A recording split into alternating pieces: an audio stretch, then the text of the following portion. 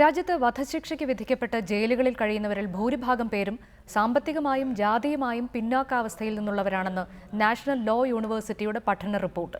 ക്രൂരമായ മർദ്ദനമുറകൾ ജയിലുകളിൽ അനുഭവിക്കേണ്ടി വരുന്നതായി 373 പ്രതികളിൽ 80% വെളിപ്പെടുത്തി.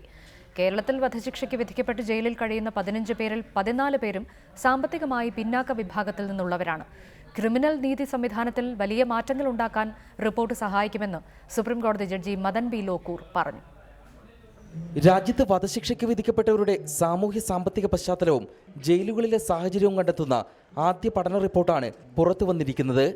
National law university assistant professor Anoop സുരേന്ദ്രനാഥിന്റെ നേതൃത്വത്തിൽ 373 വധശിക്ഷയ്ക്ക് വിധിക്കപ്പെട്ട പ്രതികളെ അഭിമുഖം നടത്തി തയ്യാറാക്കിയ റിപ്പോർട്ടിലെ പല വസ്തുതകളും ഞെട്ടിപ്പിക്കുന്നതാണ്. വധശിക്ഷയ്ക്ക് വിധിക്കപ്പെട്ട 4-3 പ്രതികളും സാമ്പത്തികമായി ദുർബല വിഭാഗങ്ങളിൽപ്പെട്ടവരും പിന്നോക്ക ന്യൂനപക്ഷ സമുദായാംഗങ്ങളുമാണ്. 80% പേർ സ്കൂൾ വിദ്യാഭ്യാസം പൂർത്തിയാക്കിയിട്ടില്ല. പകുതിയോളം പ്രതികൾ 18 വയസ്സിന് മുമ്പ് തന്നെ വിവിധ ജോലികൾ ചെയ്യാൻ നിർബന്ധിതരായി. വൈദ്യുതാഘാതമേൽപ്പിക്കലടക്കമുള്ള ക്രൂരപീഡനങ്ങളെ തുടർന്നാണ് കുറ്റം സമ്മതിച്ചതെന്ന് 72 പ്രതികൾ വെളിപ്പെടുത്തി.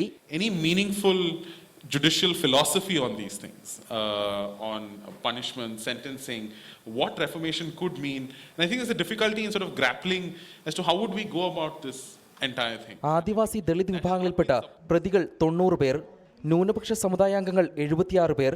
ആകെ പ്രതികളിൽ 21 പേർ മാത്രമേ നേരത്തെ ക്രിമിനൽ കേസുകളിൽ ശിക്ഷിക്കപ്പെട്ടതായി വിവരമുള്ളൂ. വധശിക്ഷയ്ക്ക് വിധിക്കപ്പെട്ട 373 പേരിൽ 12 പേർ നരഹത്യയല്ലാത്ത കേസുകൾക്കാണ് ശിക്ഷ അനുഭവിക്കുന്നത്. 297 പേർ ബലാത്സംഗ കൊലപാതക കേസുകളിൽ. കേരളത്തിൽ വധശിക്ഷയ്ക്ക് വിധിക്കപ്പെട്ട് ജയിലുകളിൽ കഴിയുന്ന 15 പേരിൽ 14 സാമ്പത്തികമായ പിന്നോക്കാവസ്ഥയിൽ നിന്നുള്ളവരാണ്.